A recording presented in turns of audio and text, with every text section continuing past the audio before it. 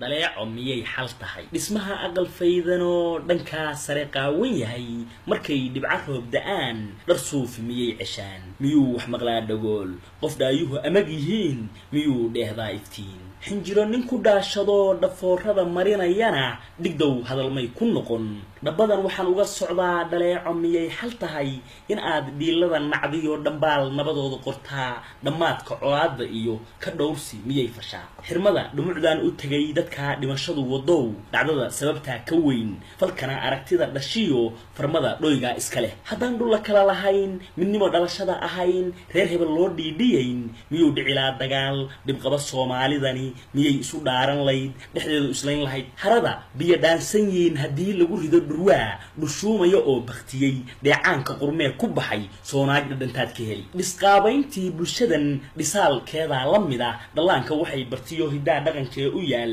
markaad dhugateed akhrido hawada dhusuq baa ku xihan fuuraa dhidaraa ka uray reer hebel dheeraynta iyo dhowayso tolkaa isfaran qabiil u dhimaa ku taal